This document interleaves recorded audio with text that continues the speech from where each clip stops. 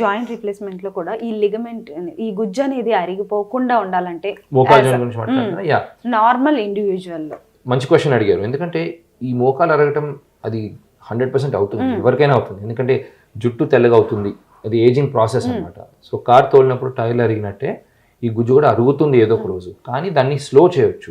ఎట్లా అంటే exercise, physiotherapy, కొన్ని ఎక్సర్సైజ్లు ఉంటాయి. ఆ మోకాలు చుట్టూ ఉన్న కండరాలకి బలం వచ్చేస్తే బాడీ వెయిట్ ఏదైతే జాయింట్ మీద పడుతుందో ఆ బాడీ వెయిట్ని మొత్తం కండరాలు తీసేసుకుంటాయి అనమాట. దానివల్ల ఆ ప్రాసెస్ స్లో అవుతుంది, ఆ ఆర్థరైటిస్ ప్రాసెస్ అరగటం. సో ఆ ఎక్సర్సైజ్ నా యూట్యూబ్ ఛానల్లో కూడా సెర్చ్ చేయొచ్చు. నీ ఎక్సర్సైజ్ టైప్ చేస్తే మీకు అన్నీ ఉంటాయి దాంట్లో. 6, 7, 8, 9, 10. Relax. Press 1, 2, 3, 4, 5, 6, 7, 8, 9, 10. Relax. Up. 1, 2, 3, 4, 5. Relax. Again up. 3, 4, 5, 6, 7, 8, 9, 10. Relax. Up. Good. Keep it straight. Keep it straight. ఒక 25-30 మినిట్స్ డైలీ చేశారనుకోండి, ఆ మసిల్ స్ట్రెంత్ వచ్చేస్తుంది.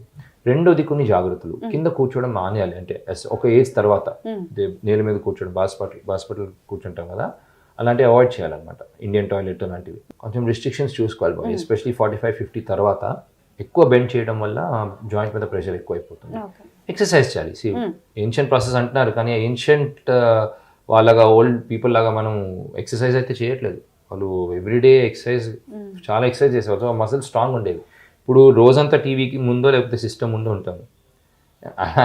సో ఎక్సర్సైజ్ అలా చేయట్లేదు, కానీ అలాంటి ప్రాసెస్ చేద్దాం అంటున్నారు. సో కింద కూర్చోవడం మానేయాలి after certain age, and exercise రెగ్యులర్గా చేయాలి.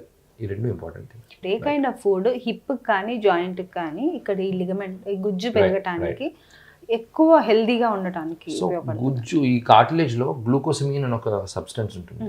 అది ఏ ఫుడ్లో బేసిక్గా ఉండదు. సో సప్లిమెంట్స్ తీసుకోవచ్చు.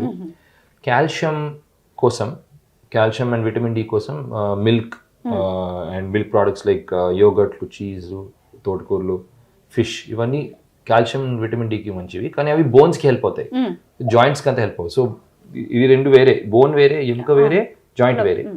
సో బోన్కి హెల్త్ రావాలంటే ఇవన్నీ విటమిన్ డి, కాల్షియం, మిల్క్ ఇలాంటివి. జాయింట్ కోసం సప్లిమెంట్స్ తీసుకోవాల్సి వస్తుంది. అండ్ మెయిన్లీ ఎక్సర్సైజ్, అంతే. ఫుడ్లో ఏముండదు దాని గురించి.